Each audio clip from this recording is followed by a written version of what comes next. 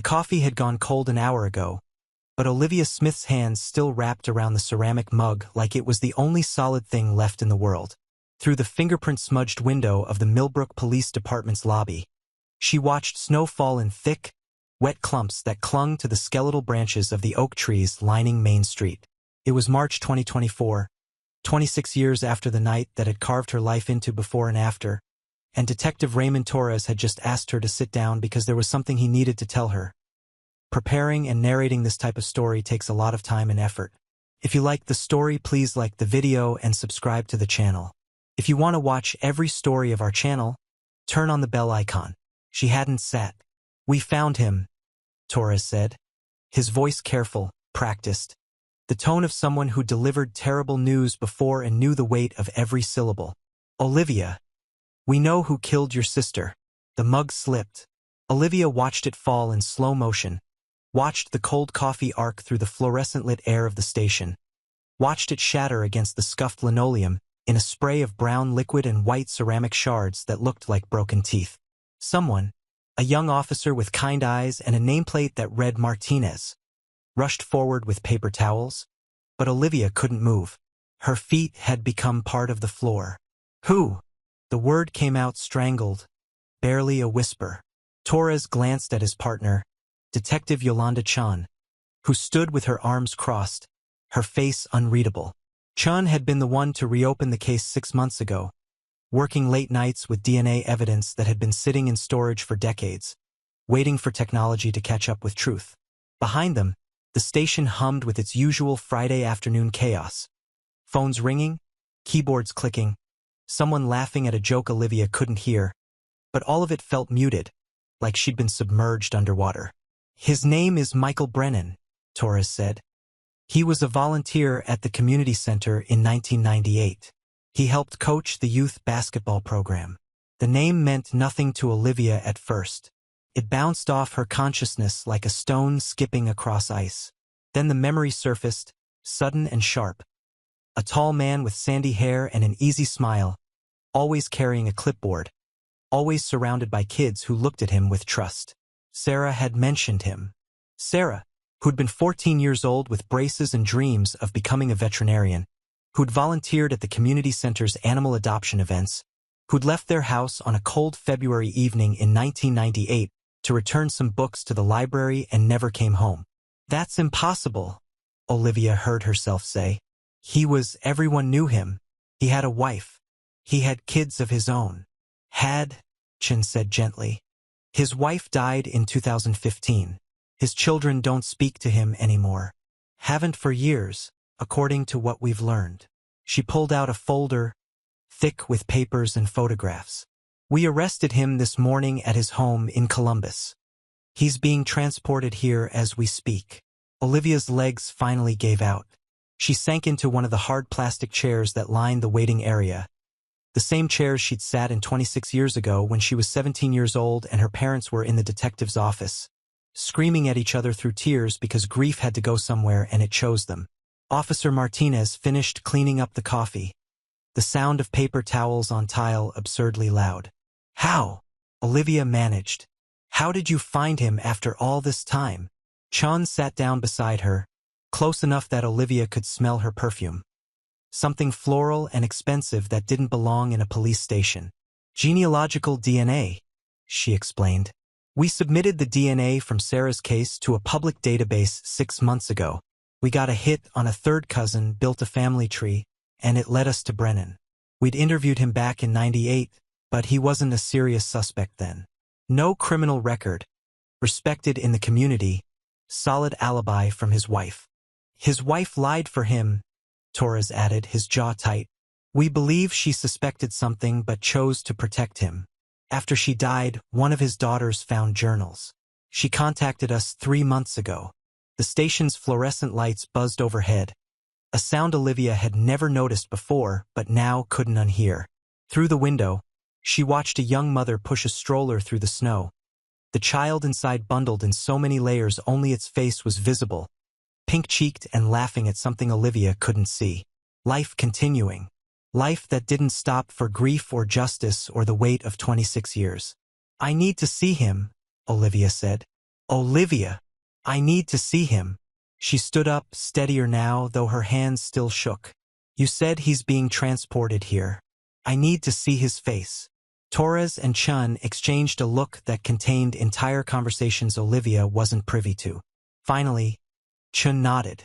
You can watch from the observation room when we process him. But Olivia, you need to understand, this is going to be hard. Seeing him might not give you what you're looking for.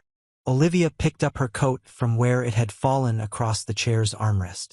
It was the same green parka she'd worn for 3 winters now, with a broken zipper she kept meaning to fix and never did. Sarah used to tease her about keeping things too long, about her inability to let go of worn-out sweaters and faded jeans. The irony wasn't lost on her. I've been looking for 26 years, Olivia said. I think I can handle hard. Outside, the snow continued to fall, covering Millbrook in white silence. The town looked peaceful from here, almost picturesque, the kind of place travel magazines featured in articles about undiscovered American charm. Main Street stretched 3 blocks, lined with locally owned shops. Betty's Diner with its red vinyl booths and jukebox that still played actual records. Thompson's Hardware where Mr. Thompson still hand-mixed paint colors and remembered everyone's names. The Millbrook Public Library where Sarah had been headed that night. The library. Olivia could see its brick facade from here, the same building that had stood for over a century, where she used to meet Sarah after school, where they'd sit in the reading nook by the children's section and Sarah would show her drawings of animals she wanted to care for someday. Horses with wild manes, dogs with soulful eyes, cats curled into impossible positions of comfort. Olivia hadn't been inside that library in 26 years.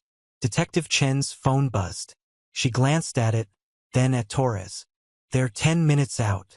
10 minutes until Olivia Smith would see the face of the man who'd stolen her sister, her family, her entire understanding of safety and trust. 10 minutes until the cold case that had defined more than half her life became warm again, burning with answers that might hurt worse than questions ever had. She thought about calling her mother, but Linda Smith hadn't left her assisted living facility in 3 years, hadn't been fully present in even longer. Dementia had taken her gradually, stealing memories the way Michael Brennan had stolen Sarah. Piece by piece until there was nothing left but an empty shell that looked like someone you loved. Her father had died 8 years ago, his heart giving out the way hearts do when they've been broken too long. He'd made Olivia promise to never stop looking, to never let Sarah become just another cold case file gathering dust. I kept my promise, Dad. Olivia whispered to the window, to the snow, to the ghost of a man who died still waiting for justice. Officer Martinez approached with a fresh cup of coffee, steam rising from it in delicate spirals. I thought you might want this, he said, his voice soft. He couldn't have been more than 25, probably wasn't even born when Sarah disappeared. I'm sorry about your sister. My cousin went missing in 2019. They never found her. Olivia took the coffee, felt its warmth seep into her frozen hands. Thank you, she said, and meant it. The station door opened, bringing with it a gust of cold wind and the sound of chains rattling. Detective Torres straightened, his hand instinctively moving toward his belt. Chun stood, her face hardening into professional neutrality. He's here, Chun said, and Olivia Smith, 43 years old, elementary school art teacher, survivor of a grief that had no name and no end, prepared to look into the eyes of the monster who'd been hiding in plain sight all along. Olivia had learned to live with ghosts.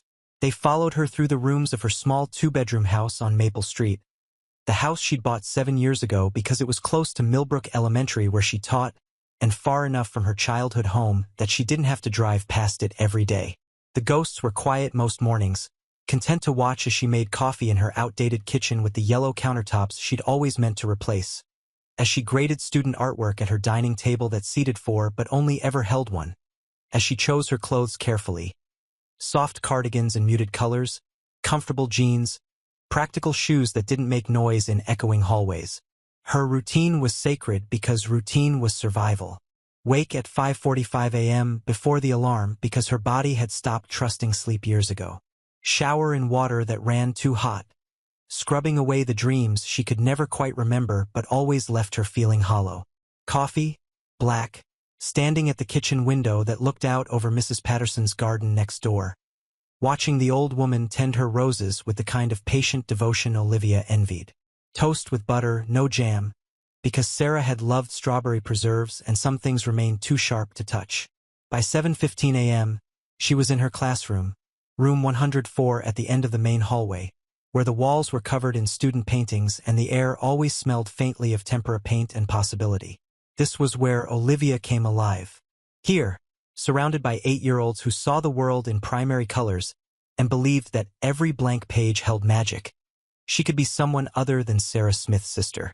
She could be Miss Smith, who never raised her voice, who celebrated every crooked rainbow and lopsided house, who kept a drawer full of Band-Aids and encouraging stickers, who somehow knew when a child needed gentle redirection or fierce protection. Miss Smith, can you help me with the clouds? Jamie Rodriguez stood at her elbow, all gap-toothed smile and untied shoelaces, holding up a painting of a storm that looked more like an explosion. Jamie had been in her class since September, and Olivia had watched him slowly unfold from a child who flinched at loud noises into someone who laughed freely and raised his hand without fear. "What kind of clouds are you trying to make?" Olivia asked, crouching down to his eye level. "Angry storm clouds or soft rain clouds?" Jamie considered this with the seriousness of a philosopher. "Both, like they're fighting." "That's brilliant," Olivia said, and she meant it. She showed him how to layer dark and light grays, how to use a dry brush to create texture, how to make the clouds look alive with conflict and motion. As Jamie worked, tongue poking out in concentration, Olivia felt the familiar swell of purpose that teaching gave her. These children didn't know she was broken. They only knew she saw them, really saw them, and that in her classroom, there were no wrong answers, only different ways of seeing. But the ghosts always found her eventually. During lunch duty, watching children run and scream on the playground, she'd see Sarah in every ponytailed girl, every child who ran with abandon and trust that the world was fundamentally safe.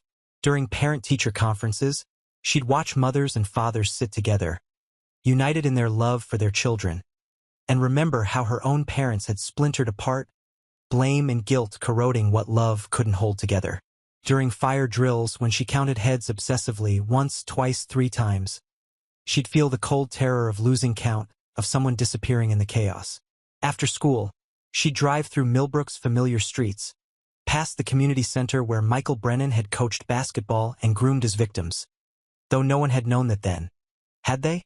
Past the library where Sarah had been headed, books about horses and dogs tucked under her arm, breath fogging in the February cold.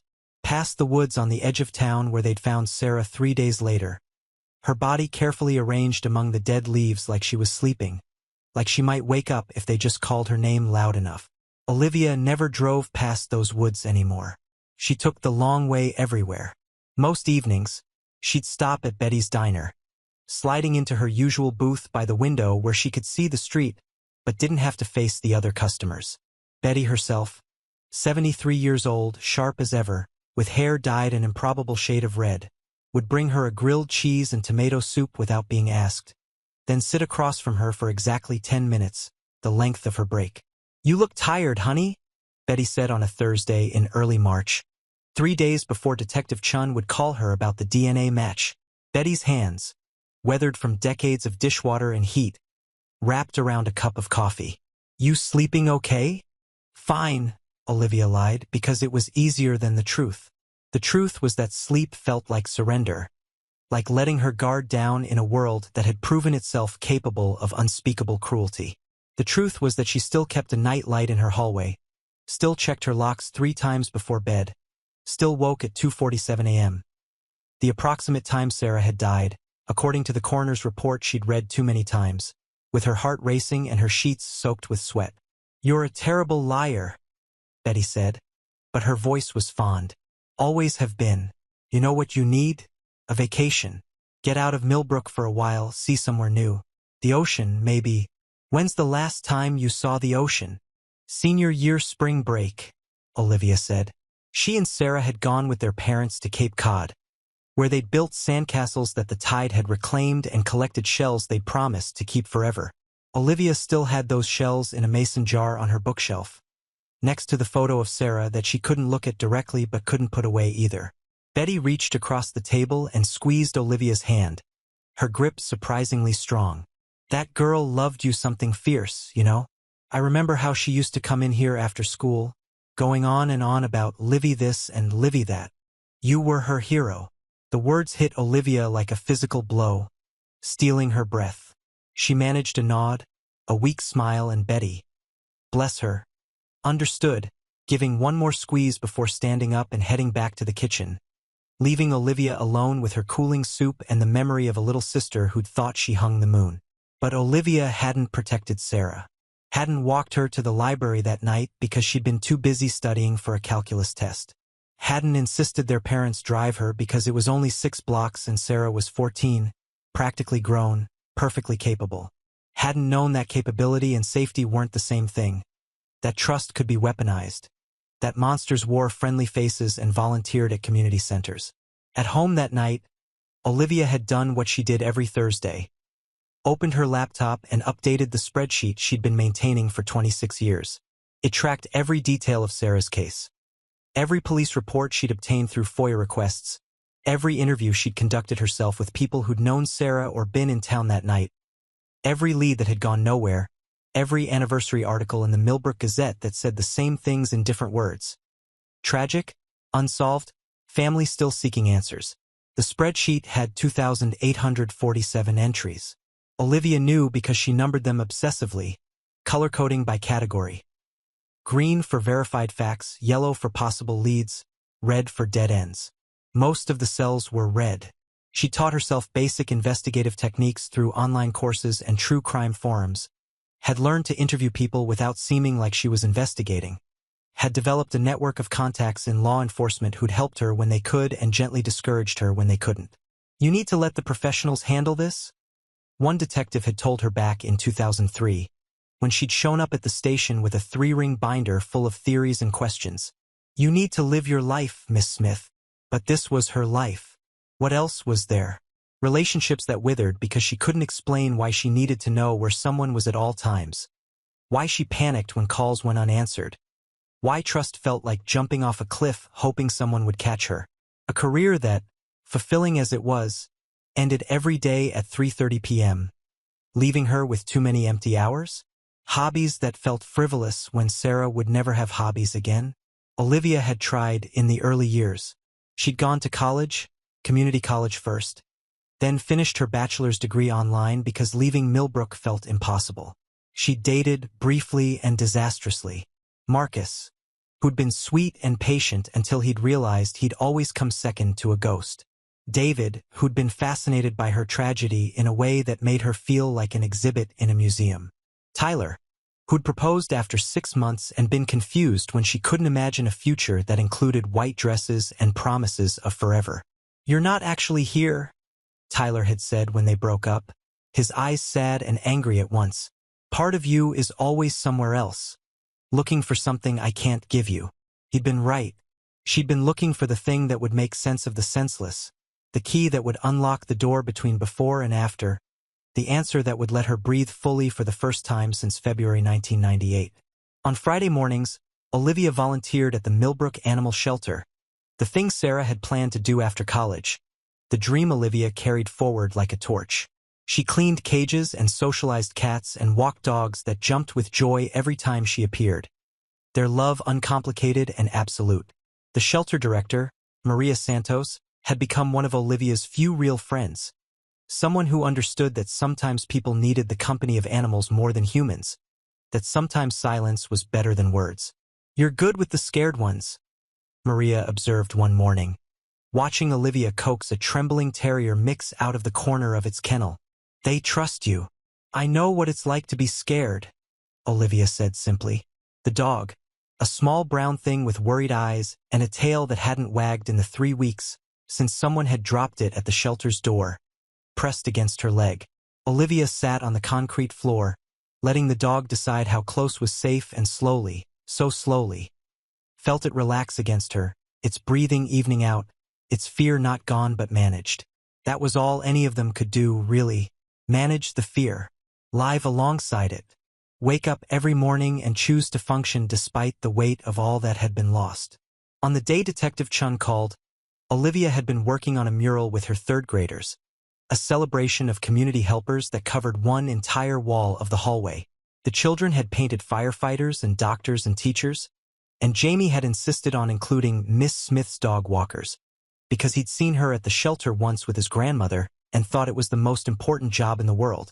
When her phone buzzed during lunch, Chen's name on the screen, unexpected and therefore terrifying because unexpected calls never brought good news.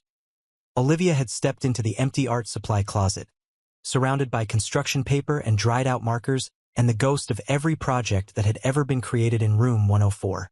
"We have a development in Sarah's case," Chun had said, her voice carefully neutral. "Can you come to the station today? After school?" The rest of the day had been a blur. Olivia had moved through her classes on autopilot, smiling when she was supposed to smile, helping when she was supposed to help, all while her mind raced through possibilities. A development. What kind of development? A new lead, probably another dead end, maybe another false confession from someone seeking attention. Definitely not. She hadn't let herself hope. Hope was dangerous. Hope was the thing that hurt worst when it died. But then Torres had said, "We found him," and 26 years of not hoping had cracked open like an egg, spilling out everything Olivia had kept locked away. The rage, the grief, the desperate hungry need for answers that she'd learned to ignore because wanting something too much meant you'd destroy yourself trying to get it. Now, standing in the observation room of the Millbrook police station, watching through one-way glass as they brought Michael Brennan into the processing area, Olivia felt all of it at once. He looked so ordinary. That was what struck her first. Gray hair, glasses, slight stoop to his shoulders, the kind of man you'd pass in a grocery store and never notice. Not a monster, just a man. Which was somehow worse because it meant anyone could be capable of this. Anyone could smile and volunteer and destroy lives and go home to dinner like it was nothing. She watched them fingerprint him, photograph him, read him his rights, watched him cry, actual tears running down his lined face, his hands shaking. Watched him whisper something to the officer that she couldn't hear through the glass. "What did he say?" Olivia asked, her voice strange in her own ears. Detective Chun, standing beside her, her presence solid and grounding, consulted her notes. He said, "I'm sorry. I'm so sorry. It should have been me." Olivia's laugh came out sharp and bitter. Yes, it should have been. 26 years. 26 years of this man living while Sarah didn't. 26 years of him seeing sunrises and tasting coffee and feeling warm water in the shower and maybe, being loved by someone who didn't know what he'd done. 26 years of him carrying this secret, this burden, while Olivia had carried it too, not knowing she was sharing the weight with the very person who'd created it. "How does someone do this?" Olivia whispered. "How does someone kill a child and just keep going?" "I don't know," Chen said honestly. "I've been doing this job for 15 years, and I still don't know. But we're going to make sure he answers for it. Every single day he has left, he's going to answer for it." Outside the observation room, life continued. Officers filled out paperwork. Phones rang. Someone laughed at a joke. The snow kept falling, covering Millbrook in white. And Olivia Smith, who'd been 17 years old when she'd lost her sister and was now 43, who'd built a life around an absence, who'd loved children she hadn't given birth to and animals no one else wanted, who'd kept her promise to a dead father and a disappearing mother and a sister who'd never gotten to become whoever she was meant to be. Olivia stood at the glass and watched justice, after 26 years, finally come knocking. The arrest made the local news first. A 30-second segment on WKRN that Olivia watched from her couch at 11 p.m. Remote control gripped so tightly her knuckles went white. The anchor, a young woman with perfect hair and practiced sympathy, announced, "Breaking tonight. Arrest made in the 1998 murder of Sarah Smith. A cold case that shocked the Millbrook community 26 years ago. Michael Brennan, 68, of Columbus, Ohio, has been charged with aggravated murder." Brennan was a volunteer youth basketball coach at the time of Sarah's death. More details as they develop. They showed Brennan's booking photo, and Olivia stared at it until the image burned into her retinas. Then they showed Sarah, the same school photo they always used, the one where her braces caught the light and her smile was gap-toothed and impossibly young. Olivia's phone began buzzing immediately. Text messages, missed calls, voicemails piling up from people she hadn't heard from in years. Everyone suddenly needing to tell her they were thinking of her, praying for her, here if she needed anything. She turned her phone off and sat in the dark, watching snow accumulate on her windowsill. By morning, the story had exploded. National news picked it up. Another cold case solved by genetic genealogy. Another community shocked to learn a monster had been hiding among them. CNN, Fox, MSNBC, they all ran versions of the same story, using the same photos, asking the same questions. How had Brennan evaded justice for so long? Were there other victims? What did his family know? Olivia called in sick to school for the first time in 5 years. She couldn't face Jamie and his questions, couldn't pretend to care about cloud paintings when the world had just confirmed what she'd always known but couldn't prove. That evil wore ordinary faces and that trust was a lie we told ourselves to function. The media found her by Tuesday. She opened her front door to find 3 news vans parked on Maple Street and a reporter with a microphone asking if she'd comment on how she felt about the arrest.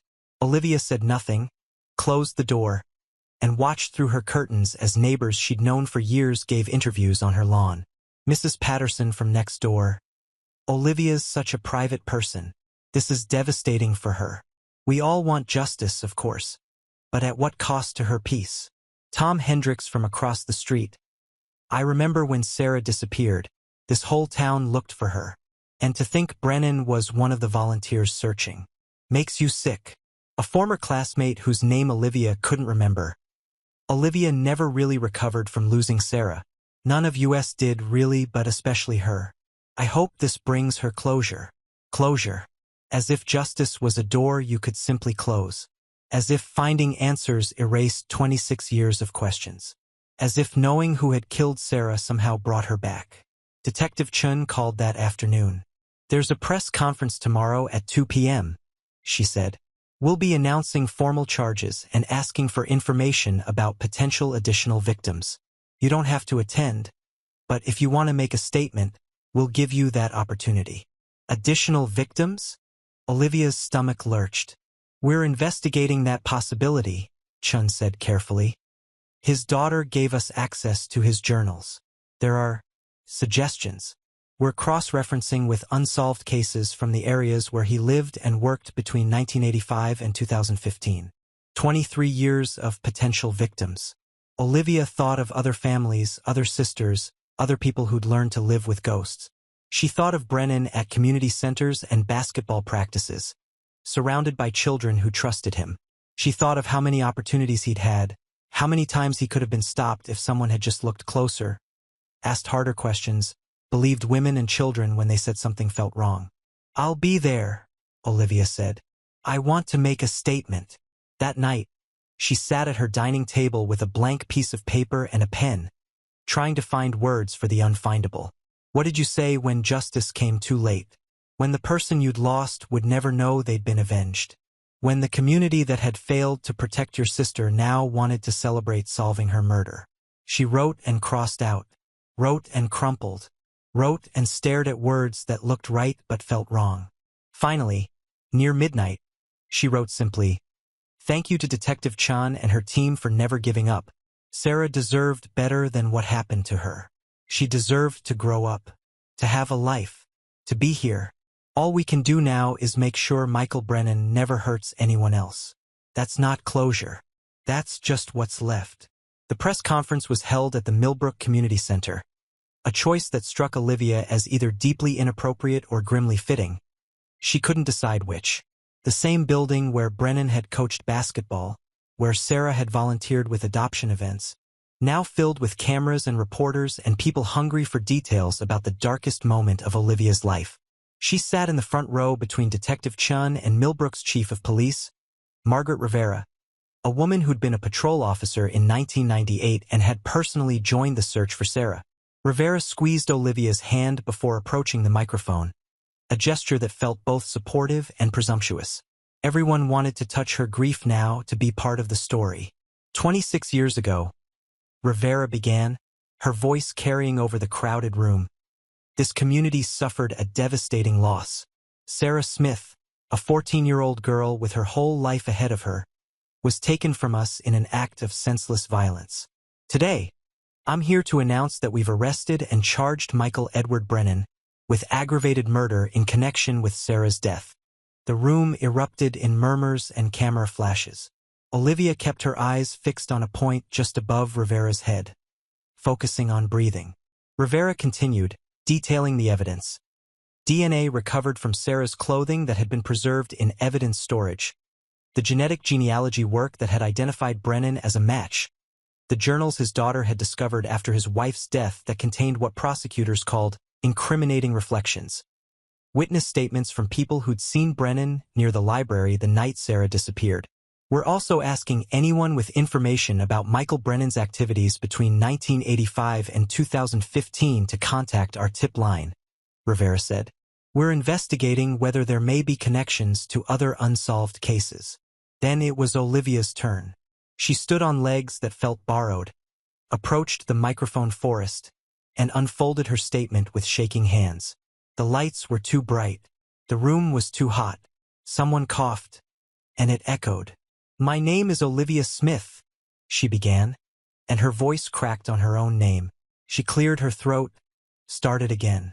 "Sarah Smith was my little sister. She was funny and kind, and she loved animals more than anything. She wanted to be a veterinarian. She used to practice on our dog, giving him pretend checkups with her toy stethoscope. A memory, sharp and sudden. Sarah with their golden retriever, Max, speaking to him in the serious, gentle voice she reserved for creatures she loved. Max had died in 2005, taking with him one more connection to the before times. For 26 years, I've wanted to know why. Why Sarah? Why that night? Why someone would hurt a child who'd never done anything but try to make the world better for animals and people alike? Olivia looked up from her paper directly at the cameras. I still don't know why. I don't think I ever will. But I know who. And I know that Michael Brennan can't hurt anyone else. That has to be enough. She folded the paper, nodded at Rivera, and walked back to her seat through a silence broken only by the mechanical whir of cameras. The questions started immediately, shouted over one another. Olivia, how do you feel about the arrest? Do you think there are other victims? Will you be present at the trial? What do you want to say to Michael Brennan? Detective Chun stood, holding up a hand. Miss Smith won't be taking questions at this time. Thank you. But Olivia stopped, turned back, looked at the reporter who'd asked the last question. A man about her age with keen eyes and a recorder held aloft. What do I want to say to Michael Brennan? She repeated. The room went quiet. I want to ask him if it was worth it. 26 years of living with what he did. 26 years of his wife protecting him. His children eventually discovering who he really was. 26 years of my mother losing her mind with grief and my father dying of heartbreak and me trying to figure out how to be a person when the person I loved most was gone. Was it worth it? Whatever he got from killing my sister, was it worth everything it cost? She didn't wait for a response that wouldn't come. She walked out of the community center, past the basketball court where children's sneakers still squeaked against polished wood, past the bulletin board where photos of smiling kids hung beneath a banner reading, Safe Community, Strong Future, past the restrooms where Sarah had once shown her a kitten someone had hidden in a box, hoping someone would find it and take it home. Outside, the March air was crisp and clean. Olivia breathed it in, breathed out slowly. Maria from the animal shelter was waiting by her car, having skipped work to be here. Want to go for a drive? Maria asked. Anywhere but here? Olivia nodded, grateful beyond words. They drove north, away from Millbrook, past bare trees and frozen fields, the radio off, neither of them needing to fill the silence with words. An hour later, they stopped at a diner that wasn't Betty's, where nobody knew Olivia's name or story, and ordered coffee and pie that tasted like normalcy. It's going to get worse before it gets better, Maria said gently. The media attention, people wanting pieces of your story. You know that, right? Olivia did know. She'd watched enough true crime documentaries, read enough articles about victims' families.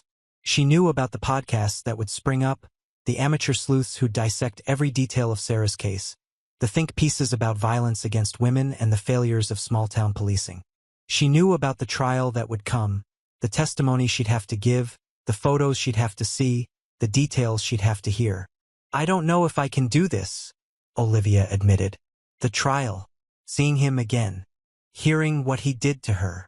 "You don't have to do anything," Maria said firmly. "You don't owe anyone your presence or your pain. Not the prosecution, not the media, not the community. If you need to disappear for a while, do it. I'll cover your shifts at the shelter. Hell, I'll come with you if you want."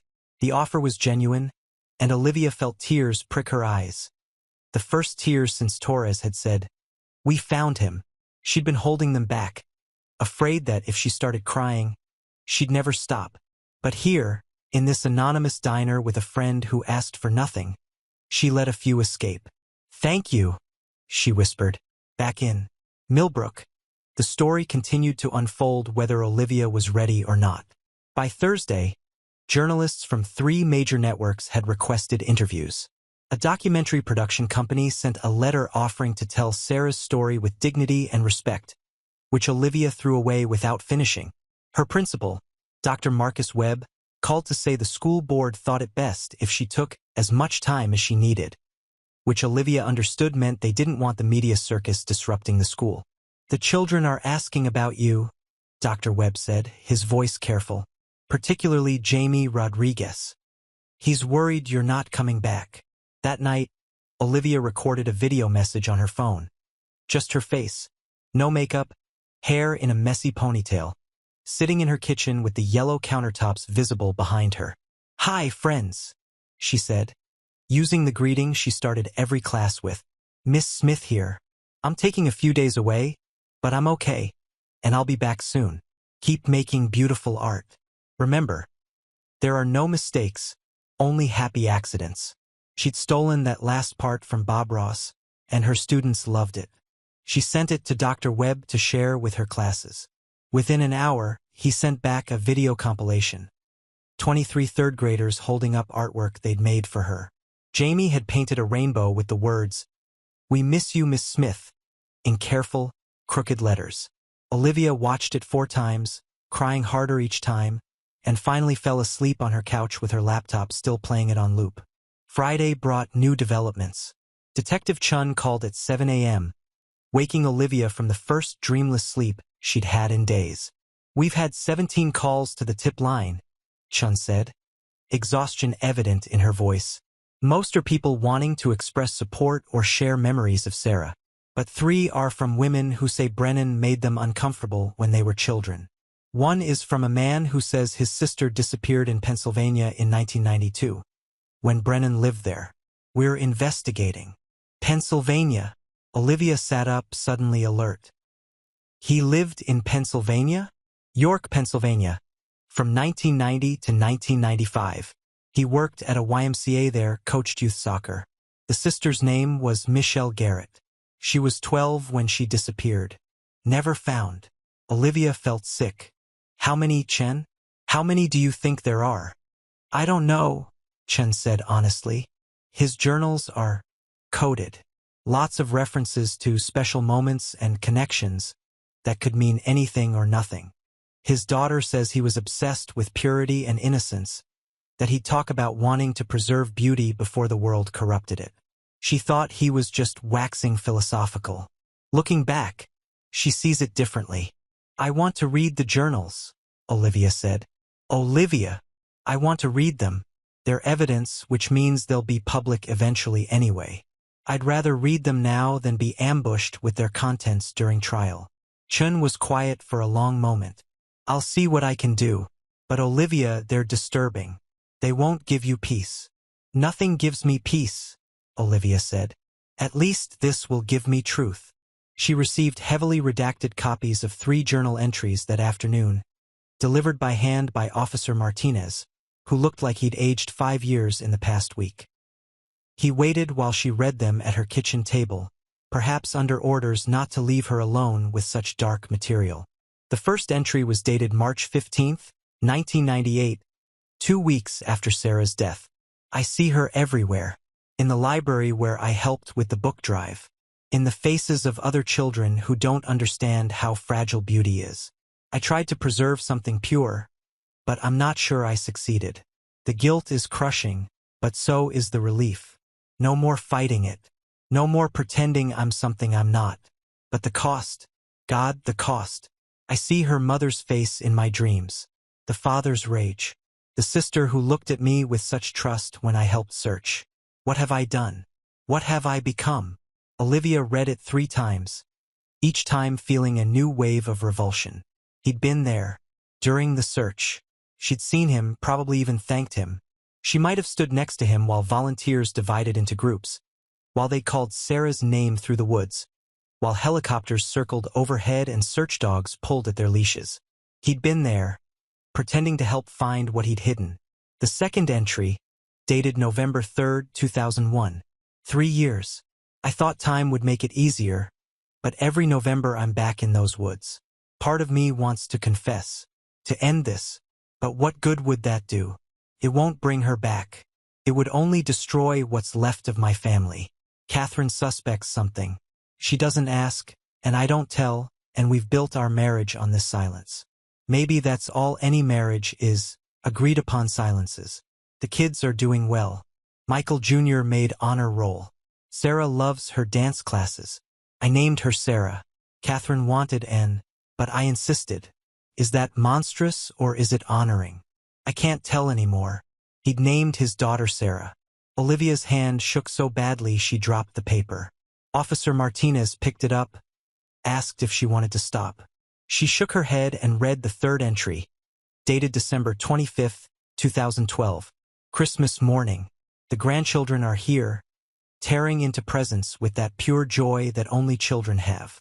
I watch them and I feel nothing but hollow. I used to feel desire, that dark hunger that I couldn't control. Now I just feel empty. Catherine is dying. Cancer.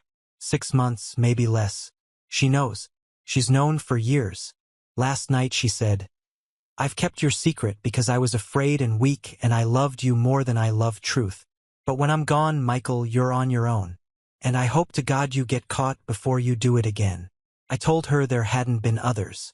I lied. There have been 3 others. Not murders, but close. Too close.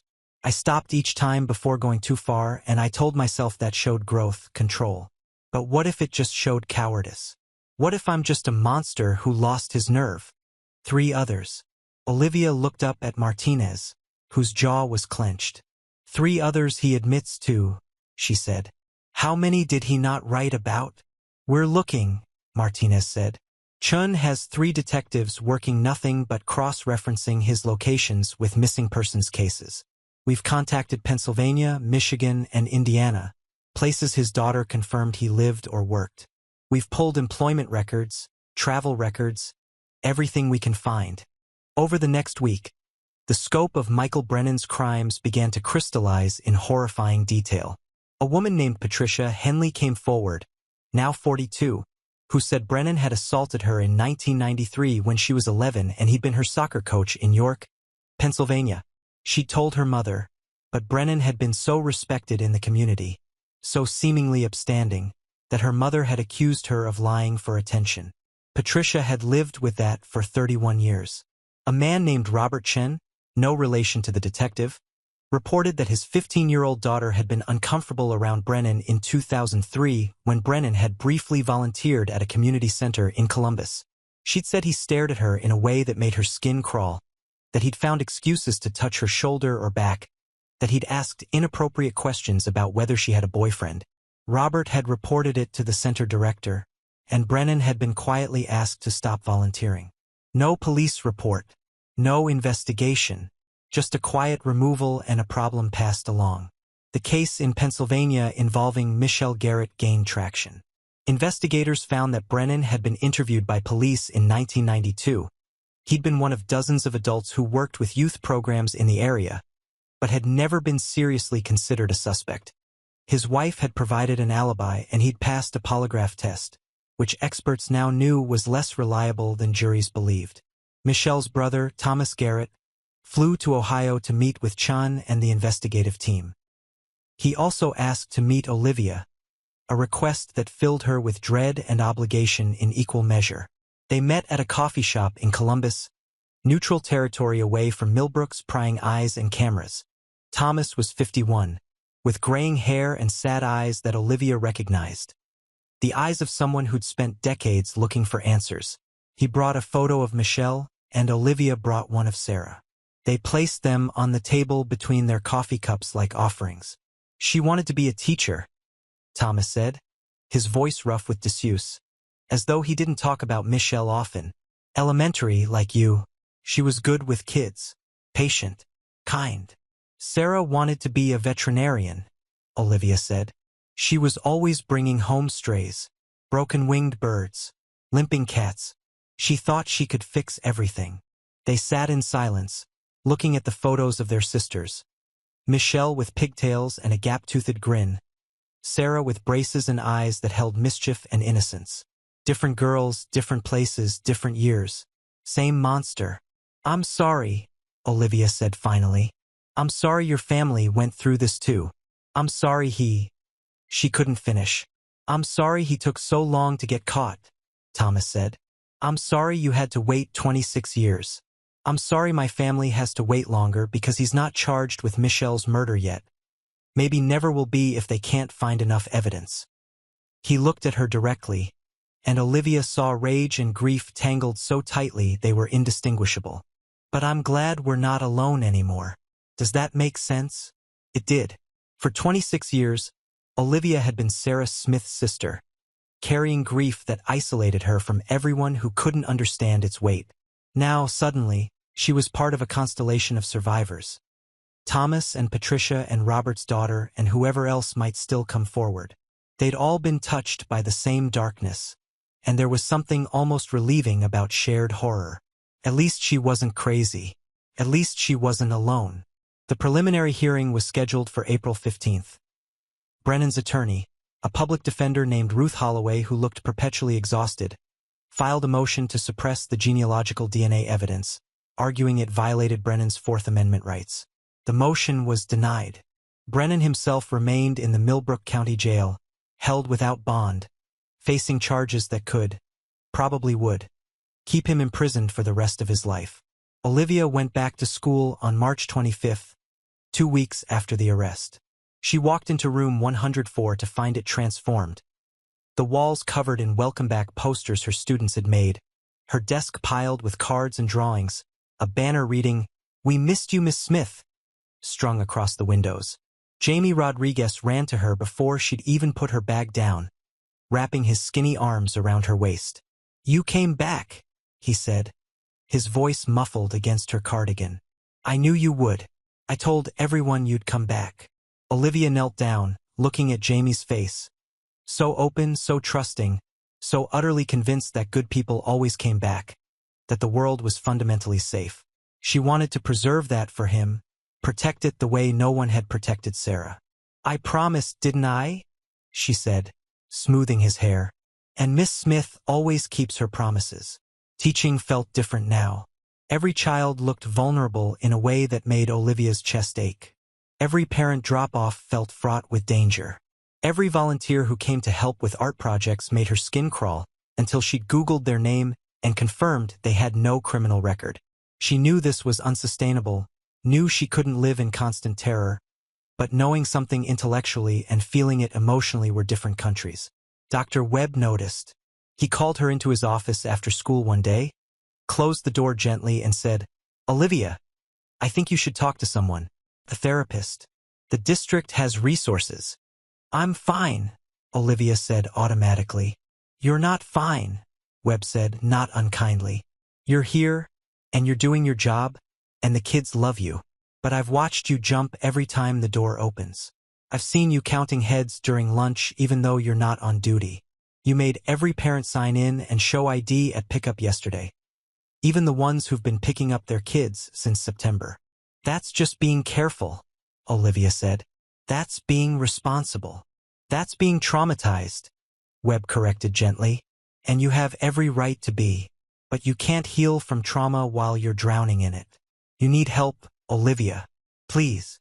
She left his office with a list of 3 therapists, all of whom specialized in trauma and grief. She called the first one from her car and got an appointment for the following week. Progress, she told herself. Growth. Or maybe just survival dressed up as healing. The therapist, Dr. Amelia Cross, had an office that smelled like lavender and looked deliberately calming. Soft colors, plants everywhere, a white noise machine that sounded like rain. Olivia sat on a couch that was too comfortable and tried to figure out where to start. "Tell me about Sarah," Dr. Cross said. Not, "Tell me about the trauma," or "Tell me about the murder." Just, "Tell me about Sarah." And Olivia did. She talked about Sarah's laugh, which had been too loud for someone so small. About how Sarah had named every stray they'd ever found, Princess and Duke and Sir Whiskers, giving them identities and dignity. About how Sarah had been obsessed with those nature documentaries, the ones where baby animals struggled to survive, and she'd cry when the cheetah caught the gazelle but also cry when the cheetah cubs went hungry, unable to reconcile the competing needs for survival. She felt everything so deeply, Olivia said. Everything mattered to her. Every creature, every person. She used to bring flowers to Mrs. Patterson when Mrs. Patterson's husband died. She was 10 years old and she understood grief enough to try to soften it. "It sounds like you loved her very much," Dr. Cross said. "I did. I do." Olivia's throat tightened. "Is that weird? To use present tense for someone who's been dead longer than they were alive?" "Not weird," Dr. Cross said. "Love doesn't have a past tense." The session lasted 50 minutes. Olivia left feeling scraped raw and slightly more human than she'd felt in weeks. She scheduled another appointment for the following week, then another, building a routine around excavating her own grief in 50-minute increments. Meanwhile, the prosecution built their case. Olivia met with Assistant District Attorney James Pruitt, a man in his 50s with silver hair and a reputation for being relentless in child victim cases. He walked her through what trial would look like, what questions she'd face, what evidence would be presented. His defense will try to argue the DNA evidence is contaminated or the genealogical match isn't reliable, Pruitt explained. They'll also try to paint him as a changed man, 68 years old, suffering from health issues, remorseful. They might even put his daughter on the stand to testify that he was a good father. "He killed my sister," Olivia said flatly. "How good a father could he be?" "Juries are complicated," Pruitt said. "They want simple stories, good people and bad people. The truth is messier. Brennan can be a monster and a father. Those things can coexist. Our job is to make sure the jury sees the monster clearly enough that the father part doesn't matter." Trial was set for September 10, 2024. 6 months away. 6 months of waiting, preparing, drowning in details and evidence and testimony. 6 months of Olivia's life being dissected in preparation for dissecting it again in court. But first, there was another development. On April 3rd, 2 weeks before the preliminary hearing, Detective Chun called with news that made Olivia's blood run cold. "We found evidence linking Brennan to 4 additional missing persons cases," Chun said.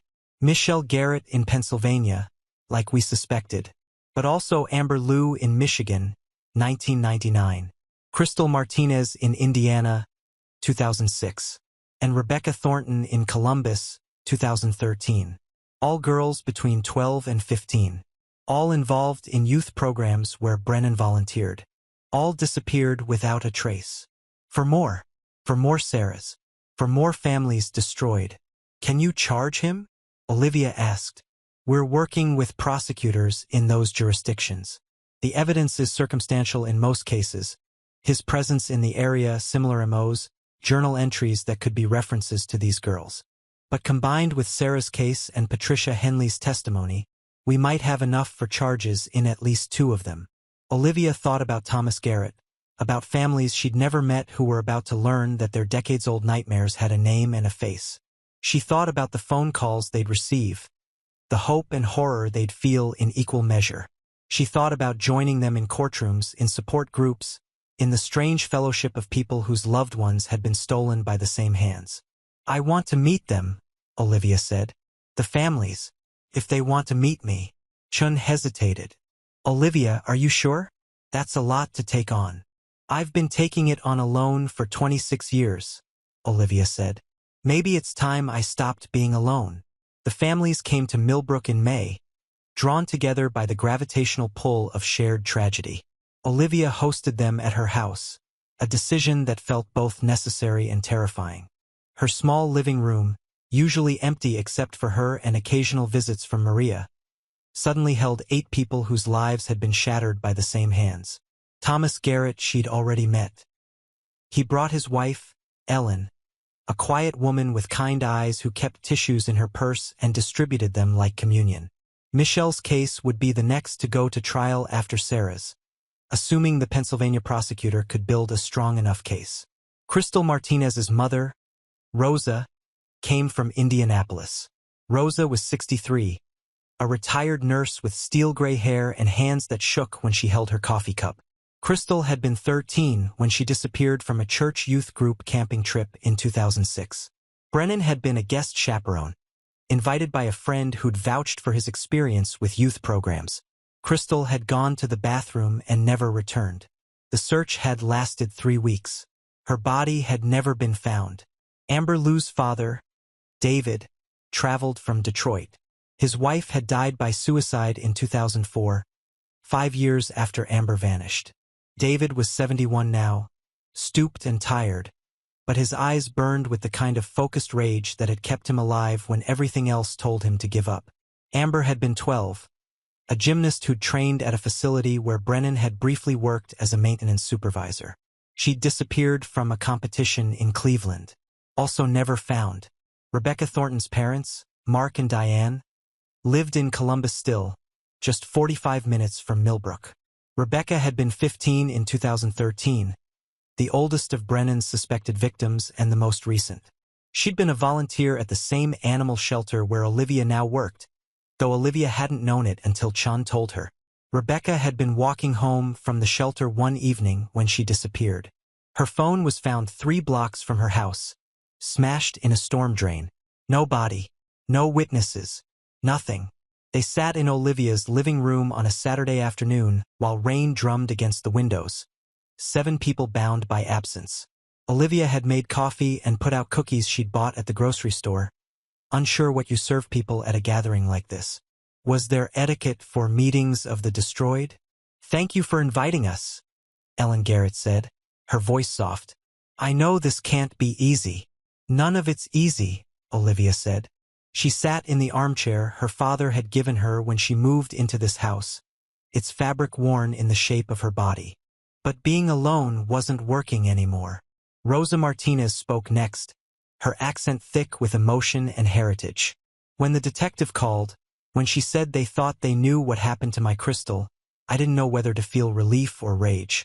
26 years of not knowing is torture, but knowing," she shook her head, "knowing doesn't bring her back." "Nothing brings them back," David Lou said, his voice flat.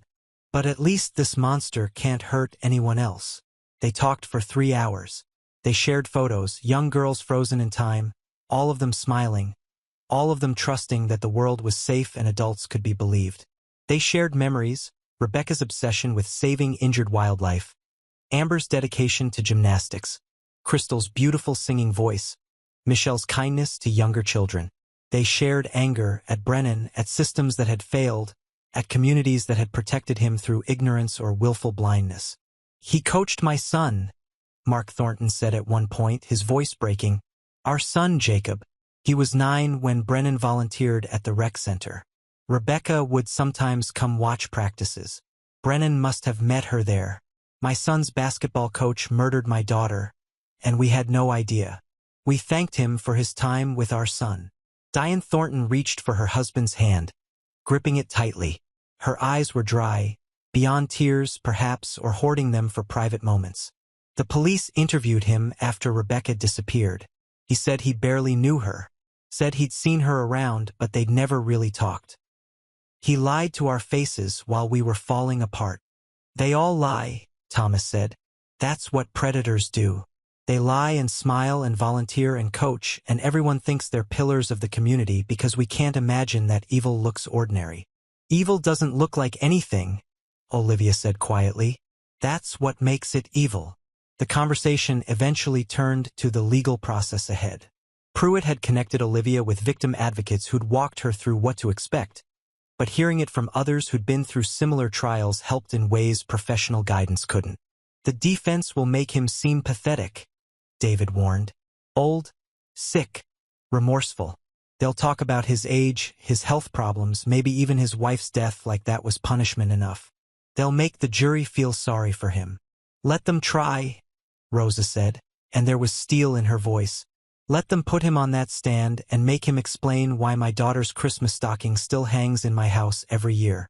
Let him explain why I still set a place for her at Thanksgiving dinner because I can't accept she's not coming home.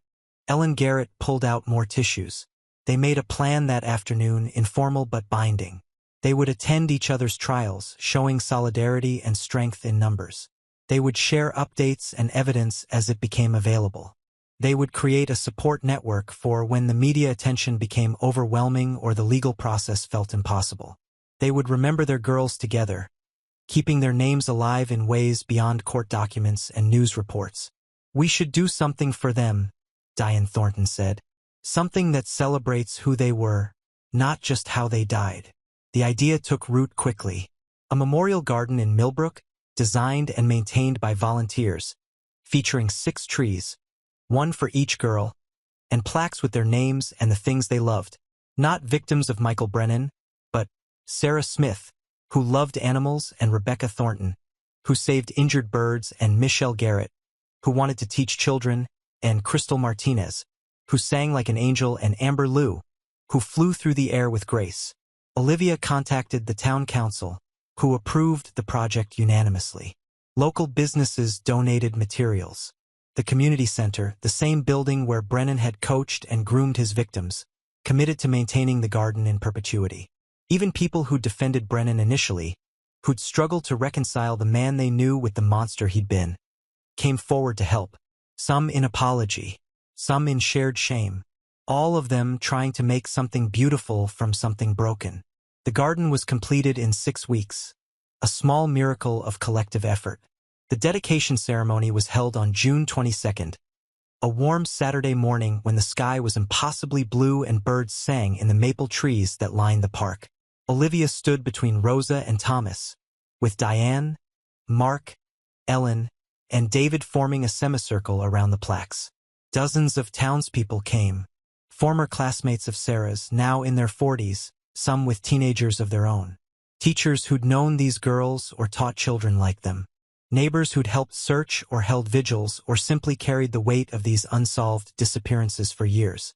Even some of Brennan's former coaching clients came, men and women now who'd been boys and girls then, trying to reconcile their memories of a man who'd taught them layups and defensive strategies with the man who'd destroyed families. Dr. Webb gave a brief speech about remembrance and community healing. Father Miguel Ortiz from St. Catherine's Catholic Church offered a prayer that acknowledged multiple faiths and no faith, focusing on love and loss and the human need for meaning. Then Olivia spoke, standing at a podium someone had set up, looking out at faces she'd known all her life and faces she'd never seen before. Sarah loved sunflowers. Olivia began, her voice surprisingly steady. Huge, ridiculous sunflowers that grew taller than she was. She planted them in our backyard every spring.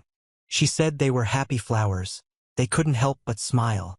She gestured to the garden behind her, where 6 young trees stood in a circle around a central planting bed that would soon hold sunflowers, zinnias, wildflowers, and all the blooms these girls had loved. This garden isn't about death. It's about life. It's about remembering that before these girls were victims, they were people, daughters and sisters and friends. They were funny and kind and full of dreams. They were loved. Her voice cracked slightly. She steadied herself, continued. Michael Brennan tried to erase them.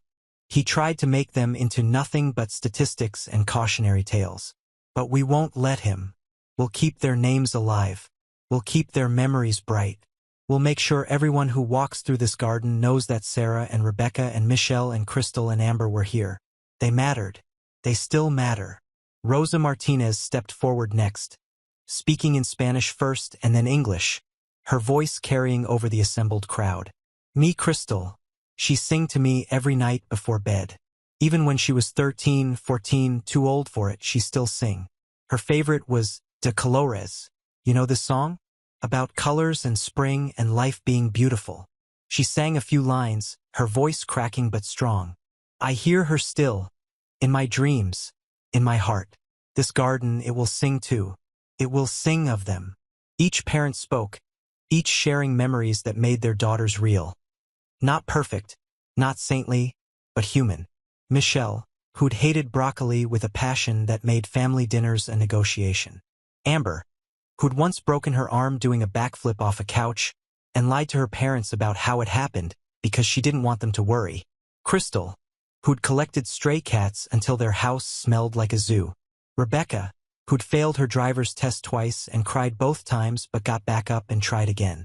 The ceremony ended with volunteers planting the first flowers, kneeling in dark soil and placing roots carefully, tenderly, like prayers. Children from Olivia's school came forward with plantings they'd grown in classroom containers. Jamie Rodriguez presented Olivia with a small sunflower plant, its bloom just beginning to unfold. For Sarah, he said solemnly, because you said she liked happy flowers. Olivia planted it in the center of the garden, her hands shaking, her eyes finally releasing tears she'd been holding for weeks. Maria stood beside her, solid and silent, while Olivia dug and planted and patted soil around a flower that would bloom long after this day faded into memory. Afterward, people milled around the garden, some taking photos, some just standing quietly among the young trees. A reporter tried to approach Olivia for a statement, but Thomas gently interceded, creating a buffer between Olivia and questions she didn't have energy to answer. The families gathered at Betty's diner for lunch, filling 3 booths and ordering too much food that no one could really eat. Betty herself came out from the kitchen, a rare occurrence, and sat at the end of one booth, squeezing in beside Olivia. Sarah would have loved this, she said quietly, so only Olivia could hear. She would have been so proud of you. I don't know about that, Olivia said. I failed her. I let her go to the library alone. Baby, you were 17 years old. You didn't fail anybody. The only person who failed was the monster who took her. Don't you dare carry his guilt. But guilt wasn't logical. Guilt didn't care about fairness or reason. Guilt lived in the space between what happened and what should have happened, and that space was infinite. Dr. Cross, in their sessions, had been working with Olivia on what she called reframing the narrative. You can't change the past, Cross would say, but you can change the story you tell yourself about it. Right now, your story is one where you're at fault. What if the story was one where you were also a victim? Where Brennan took not just Sarah but your innocence, your safety, your trust in the world. That feels self-indulgent, Olivia had replied. Other people had it worse. Thomas lost his sister and his parents fell apart. Rosa's wife died. My tragedy isn't special. Trauma isn't a competition, Cross said firmly. Your pain doesn't diminish theirs, and theirs doesn't diminish yours. You're allowed to acknowledge what you lost. What she'd lost. A sister, yes, but also a version of herself that had believed in safety. A family unit that had shattered under pressure. A childhood that had ended on a cold February night. 26 years of holidays celebrated through duty rather than joy. Relationships that couldn't take root in soil too contaminated by grief. The ability to look at children without seeing how fragile they were. Trust, peace, the luxury of forgetting, even for an hour, that evil existed. The preliminary hearing happened on a Friday afternoon in mid-June, in a courtroom that smelled like old wood and anxiety. Olivia sat in the front row with the other families, holding Rose's hand on one side and Ellen's on the other, forming a human chain of survival. Brennan was brought in wearing an orange jumpsuit, his hands cuffed, his face expressionless. He'd lost weight in jail, his skin hanging loose on his frame. He looked, Olivia thought, like he was disappearing, like he was becoming the nothing he deserved to be. The hearing was procedural, almost boring in its formality. The prosecution presented evidence. DNA matches, journal entries, witness testimonies from Patricia Henley and others. The defense argued contamination, questioned reliability, suggested alternative explanations that made no sense but didn't need to, just needed to create doubt. Judge Patricia Morrison, a black woman in her 60s with silver-streaked hair and sharp eyes, listened to both sides and then ruled that there was sufficient evidence to proceed to trial. Brennan would remain held without bond. Trial date confirmed for September 10th. As they led Brennan out, he turned and looked directly at Olivia. Their eyes met for less than a second, but it was enough. She saw no remorse there, no acknowledgement of humanity. Just emptiness. Just a void where a soul should have been. "He's not human," Olivia whispered to Rosa. "No," Rosa agreed. "He's worse. He's human and he chose this. Animals kill to survive. Humans kill because they can." Outside the courthouse, a small crowd had gathered. Some held signs supporting the families. Others shouted questions journalists weren't supposed to ask but did anyway. Pruitt held a brief press conference, stating facts without drama, promising justice without guarantees. The families didn't speak. They'd agreed beforehand to maintain dignity through silence. But as they walked to their cars, a woman approached. She was maybe 60, with short gray hair and terrified eyes. She walked directly to Olivia and stopped, her hands trembling. "I'm Claire Brennan," she said. "Michael's daughter. Sarah's namesake." The world tilted. Olivia heard Rosa gasp beside her, felt Thomas tense protectively. But Claire held up her hands, showing she meant no harm. "I don't expect forgiveness," Claire said quickly. "I don't deserve it. But I need you to know. I didn't know. Not until after Mom died. Not until I found those journals.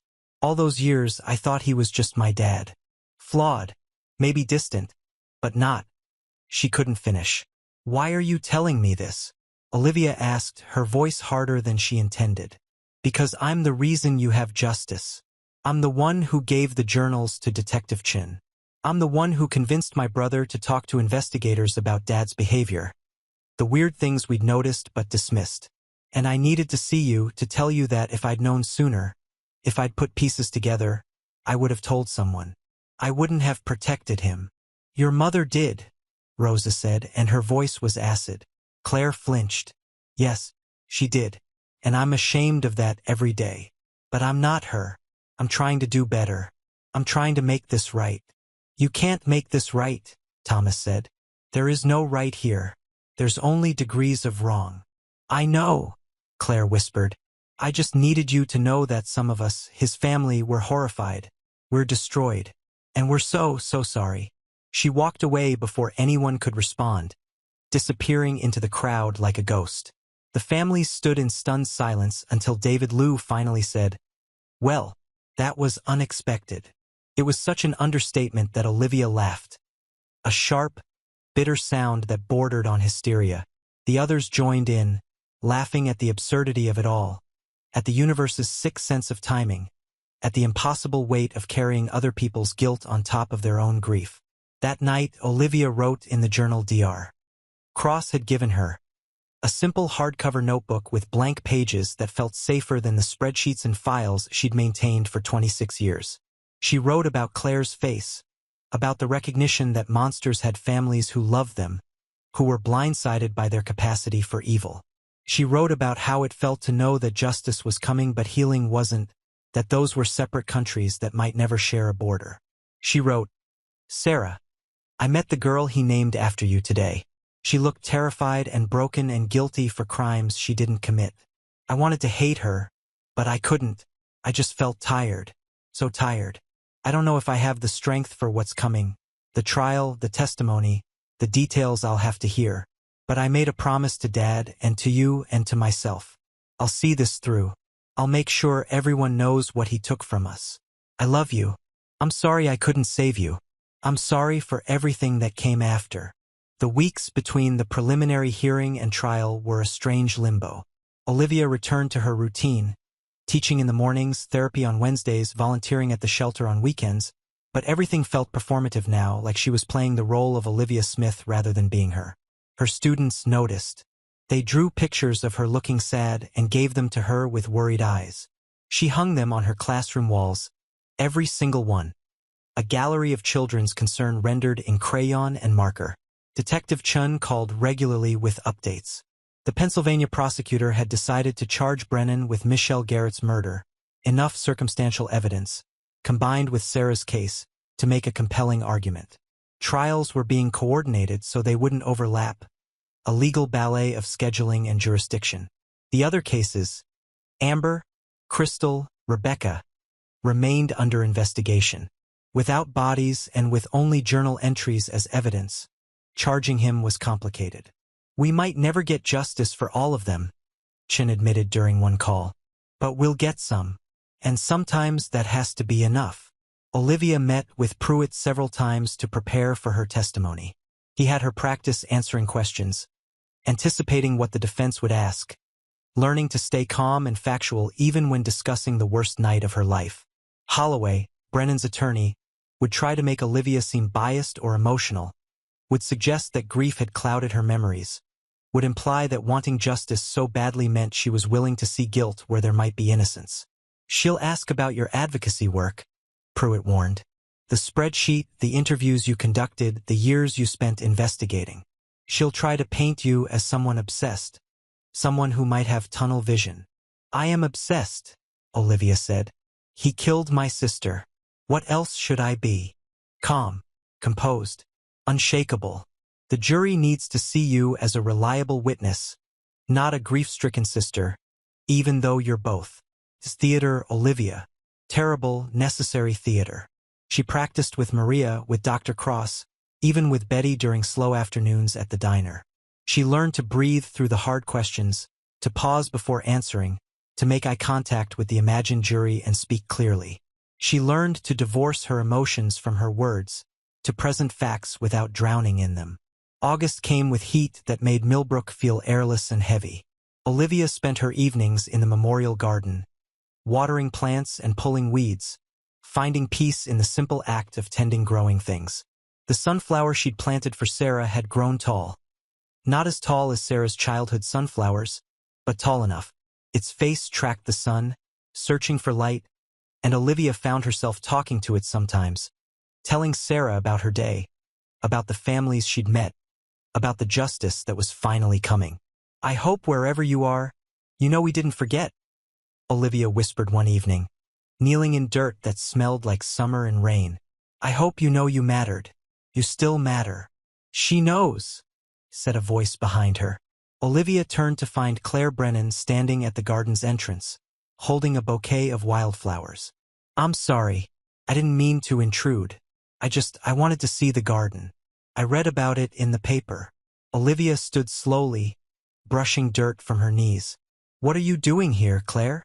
"I don't know," Claire admitted.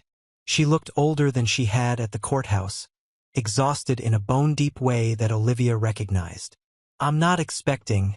I don't want anything. I just needed to be somewhere that honored them instead of destroyed them. My father destroyed everything he touched. I wanted to be somewhere that builds instead." They stood in awkward silence until Olivia finally said, "You can leave the flowers if you want. For all of them." Claire's eyes filled with tears. "Thank you," she whispered. She placed the bouquet at the base of Michelle's tree, then stood there with her head bowed, her lips moving in what might have been prayer or apology or both. "Did you really not know?" Olivia asked. "All those years?" Claire turned to face her. "I knew something was wrong. The way he'd stare at children. The weird comments about purity and innocence. How obsessed he was with my teenage years, monitoring what I wore and who I talked to. But I told myself he was just overprotective. That's what we do, right? We explain away the things that don't fit because the alternative is too horrible to accept." "Your mother knew," Rosa said, emerging from the shadows where she'd apparently been listening. She'd come to tend Crystal's tree and now stood with pruning shears in hand like a weapon. "She knew and she protected him." "Yes," Claire said simply. "She did. And it killed her eventually. Maybe not the cancer. Maybe the guilt. Maybe they're the same thing." She looked at Rosa directly. "I know I can't fix what he did. I know apologizing is insulting and inadequate. But I need you both to know that his children were testifying against him. All three of us. We're not protecting him. Not anymore." Rosa lowered the pruning shears slowly. What will you say? The truth. That he was obsessed with youth and innocence. That he had mood swings we couldn't predict. That he kept journals we weren't allowed to read. That Mom was terrified of him toward the end. That she made us promise to go through his things after she died because she suspected something but was too afraid or too loyal to report it herself. Claire's voice broke. I'll say that I'm ashamed I didn't see it sooner. That I'm sorry I wasn't braver. We're all sorry we weren't braver, Olivia said quietly. I'm sorry I let Sarah walk to the library alone. Rosa's sorry she believed the community center director who said Brennan was trustworthy. Thomas is sorry he didn't push harder when police said there wasn't enough evidence in Michelle's case. We all carry guilt for things we couldn't have prevented. That doesn't make it easier, Claire said. No, Olivia agreed. It doesn't. They stood together in the garden as evening fell, 3 women connected by one man's cruelty, trying to find meaning in flowers and memories and the promise of justice. Eventually, Claire left. Walking slowly like the weight of her father's crimes made each step difficult. Rosa and Olivia stayed longer, working side by side in comfortable silence, creating order in a space designed for remembrance. Do you think we'll feel different? Rosa asked as they packed up their tools. After the trial? After he's convicted? I don't know, Olivia said honestly. I think we'll feel relief, maybe some satisfaction, but different. I'm not sure we get to be different. I think we just get to be us, but with answers. Answers aren't enough, Rosa said. No, Olivia agreed. But they're all we're getting. The week before trial, Olivia took a personal day and drove to the woods where they'd found Sarah. She'd avoided this place for 26 years, driving hours out of her way to avoid even passing near it. But now, with trial looming and testimony imminent, she needed to face it. Needed to stand in the place where Sarah had last existed and try to understand something, anything about what had happened. The woods looked different than she remembered. Smaller somehow. More ordinary. Just trees and undergrowth and the normal sounds of birds and rustling leaves. Nothing sinister. Nothing that screamed murder happened here. That was almost worse than if it had been obviously terrible. The banality of the location, the way evil could exist in spaces that looked like anywhere else. Olivia walked to the spot where they'd found Sarah, marked now only by her memory and the GPS coordinates she'd obsessively memorized. Someone had left flowers here over the years. She'd known people did that, had seen photos online, but had never visited herself. The flowers were old now, dried and faded, but they were there. Evidence that Sarah hadn't been forgotten by strangers, even when her family couldn't bear to remember her here. I'm sorry, Olivia said to the trees, to the earth, to whatever remained of Sarah in this place. I'm sorry I couldn't protect you. I'm sorry it took so long. I'm sorry for everything. The woods offered no response, no absolution. Just whined through branches and the distant sound of traffic on the highway. Olivia stood there for an hour, maybe 2, letting herself feel the full weight of 26 years of grief. Then she walked back to her car, drove home, and prepared to face Michael Brennan in court. On Valentine's Day 1998, 14-year-old Sarah Smith left her home in Millbrook, Ohio, to return library books. She never arrived. For 3 agonizing days, volunteers searched the small town and surrounding areas. On the 4th day, they found her body in the woods, carefully arranged, showing signs of assault and strangulation. Among those volunteers helping to search was Michael Brennan, a respected community member who dedicated years to youth programs. No one suspected that the man helping to look for Sarah was the same man who'd hidden her.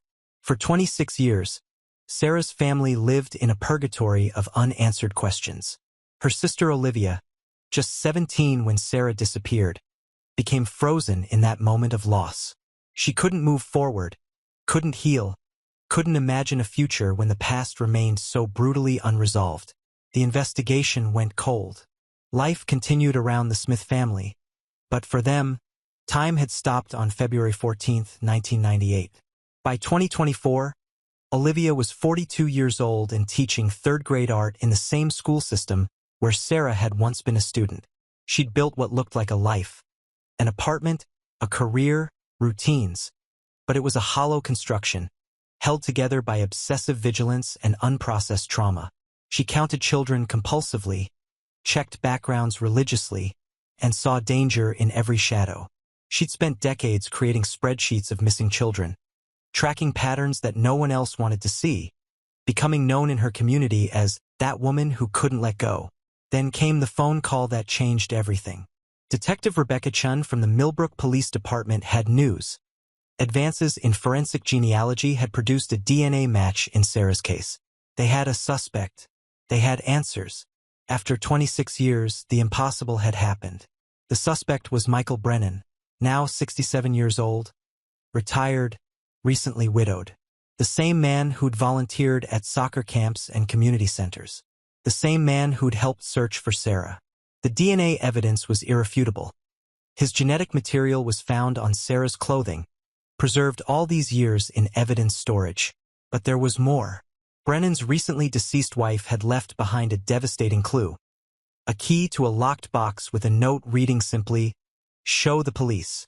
Inside that box were journals spanning decades, coded confessions, detailed accounts of special moments with children, references to dates and locations that aligned with unsolved cases across Ohio. Brennan's own daughter, Claire, made the horrific discovery and turned the evidence over to authorities. Her entire childhood, she realized, had been a lie built around protecting a monster. As Detective Chun investigated further, a terrifying pattern emerged. Sarah wasn't Brennan's only victim. The evidence pointed to at least 5 other girls who disappeared under similar circumstances between 1995 and 2008, all connected to youth programs where Brennan had volunteered.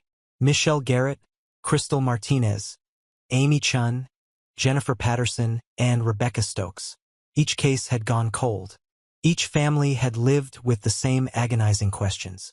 Witnesses began coming forward with stories they'd suppressed for years. Patricia Henley described how Brennan had assaulted her during soccer practice in 1993, how he'd isolated her, touched her inappropriately, told her it was their special secret. She'd told her mother, who called her a liar. She'd lived for 31 years wondering if her silence had cost other children their lives. Robert Chun, whose daughter Amy had disappeared in 2003, remembered his daughter mentioning that Coach Mike made her uncomfortable. He dismissed it as typical childhood anxiety. That dismissal haunted him. Thomas Garrett, whose daughter Michelle vanished in 2001, recognized the same manipulation tactics, the same careful grooming that had made his daughter trust a predator. When Michael Brennan's trial began on September 10, 2024, the courtroom overflowed with reporters, family members, and community members desperate to witness justice.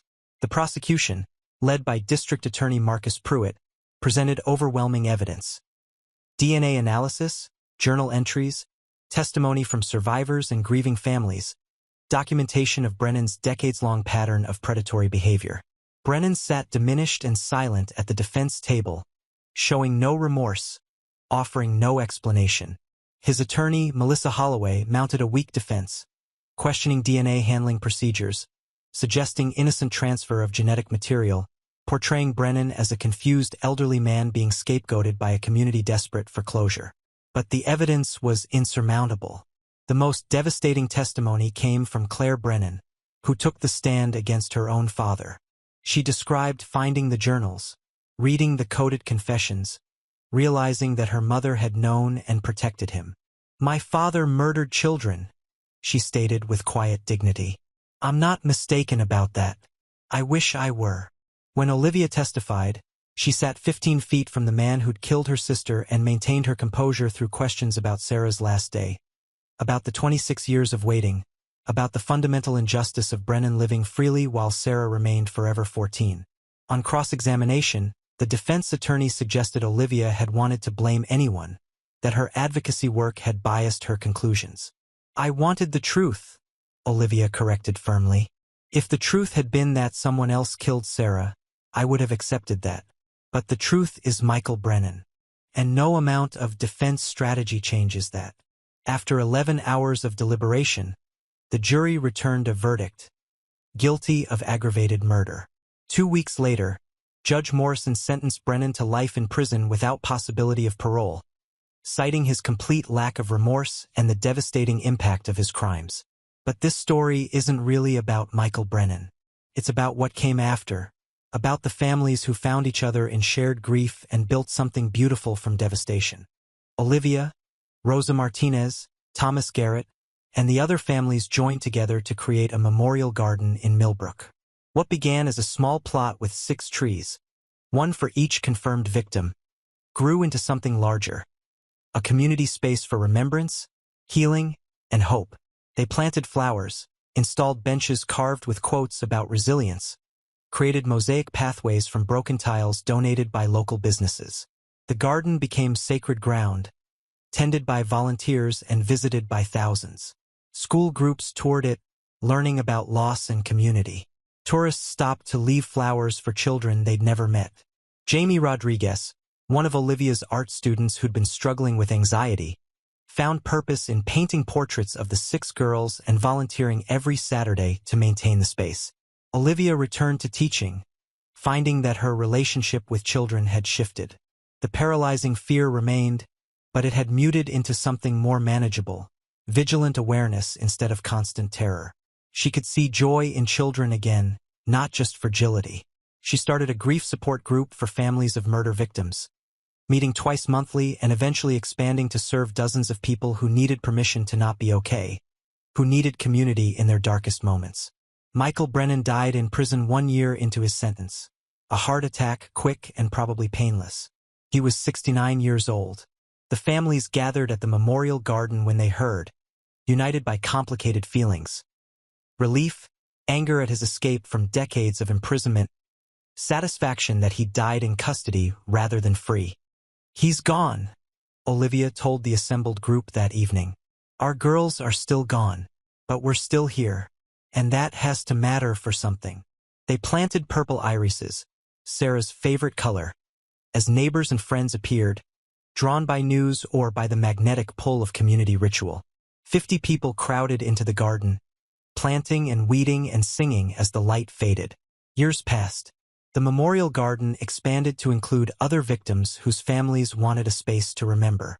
Olivia continued teaching, leading support groups, tending flowers, carrying Sarah's memory forward into futures that held both sorrow and joy. She learned from her therapist, Dr. Amelia Cross, that healing wasn't the absence of pain but the expansion of capacity to hold pain alongside joy. Claire Brennan moved to California and began her own healing journey, occasionally emailing Olivia with updates. Thomas Garrett remarried, saving a seat for Michelle at his wedding. Rosa Martinez died peacefully in her sleep, finally reunited. Olivia hoped, with her daughter Crystal. Jamie Rodriguez grew into a serious teenager interested in criminal justice and victim advocacy, crediting Miss Smith with teaching him that broken things could be made beautiful. For years after Brennan's arrest, Olivia realized something profound. The grief hadn't shrunk, but she'd grown around it. She could wake without dread, laugh without guilt, look at children and see potential instead of only danger. She still missed Sarah, would always miss Sarah, but she could finally live the life her sister never got to, making sure Sarah's death meant something beyond tragedy. The cold case was solved. Justice was served. But the real story, the one that truly matters, is about survival. About planting flowers in scarred earth. About making beautiful things from terrible materials. About loving someone so much that even death couldn't end it. About communities that refuse to forget, that turn fragments into mosaics, that hold light for each other through the darkest nights. Sarah Smith is still 14, frozen in time with braces and dreams and a kind heart. But she lives on in the garden that bears witness to her memory, in the children Olivia teaches, in the families her story helped bring together, in every flower planted in soil watered by tears that became something like hope. If this story moved you, if you believe in the power of remembrance, in communities that refuse to let victims become statistics, in the possibility of finding beauty even in broken places, please subscribe to our channel. We share stories of resilience, justice, and the unbreakable bonds that survive even the darkest tragedies. Hit that subscribe button to ensure you never miss a story where silence is never forgotten. and voices of the lost continue to echo forward into the light.